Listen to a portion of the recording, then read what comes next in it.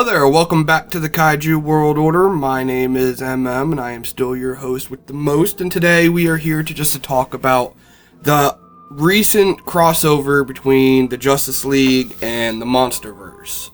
I'm not going to do a full-on review of it or anything. There's plenty of reviews and synopsises and everything online.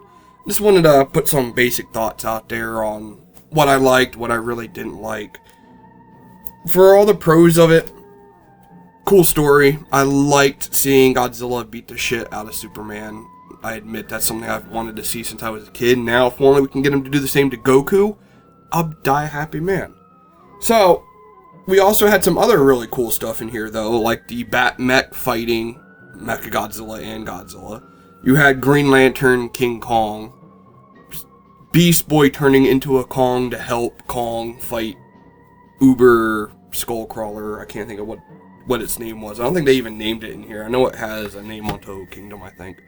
So, some of the cool stuff, some of the bad stuff now. The whole thing with the League of Assassins was just rushed. It could probably been cut, and it seemed like it was only added in to include a partner for LexCorp Mechagodzilla at the end.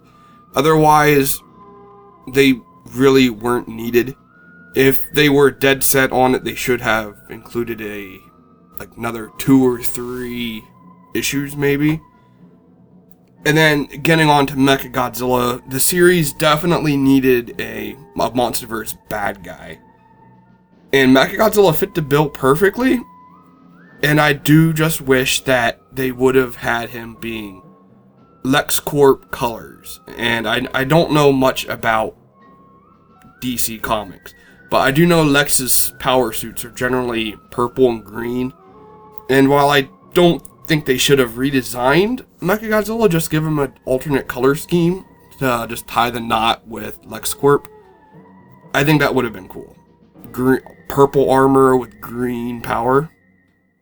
Maybe give him a taste of kryptonite or something. Yeah, I think that would have been awesome. But in the end, it's not a bad comic. It certainly lived up to the hype, at least for me. Godzilla versus Superman and Batman and everything is something that I've wanted to see since I was a kid. Dark Horse Comics, I believe, came this close to doing it before Toho shut them down back in the 90s. That's a rumor I've always heard. I don't know if there's full details of that.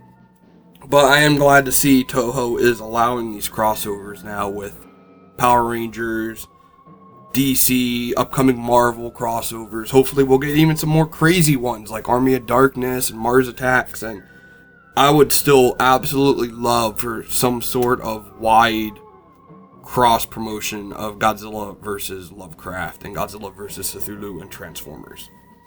Even though I'm not even a Transformers fan. So, what do I want to see in the sequel to this? There's a lot of neat ideas I think they could do while combining the MonsterVerse with DC for another crossover. Just for the obvious, you had Kong with the green power ring.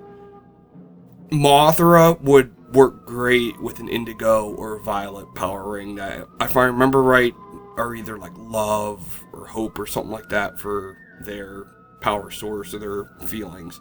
Scar King, give them a red one for the anger, the rage, or whatever. Ghidorah, yellow.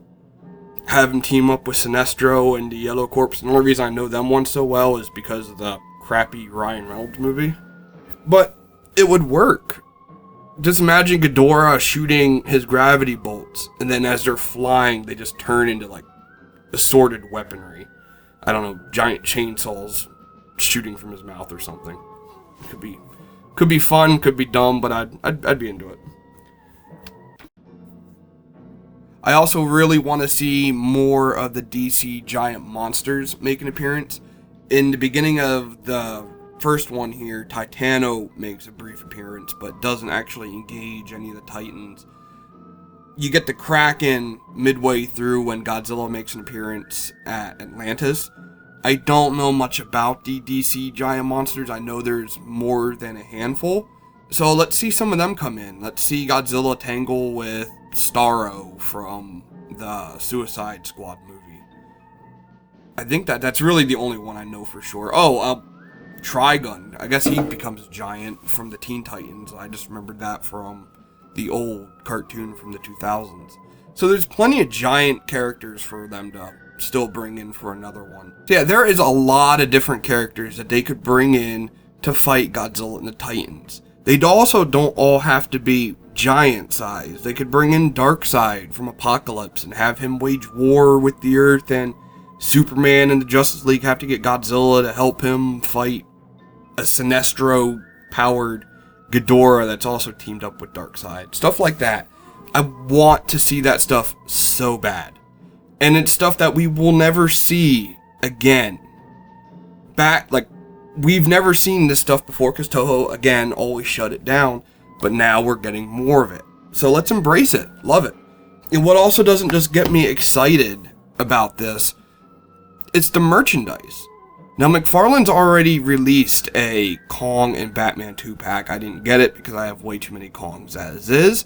But if they would do a Green Lantern Kong, instant buy.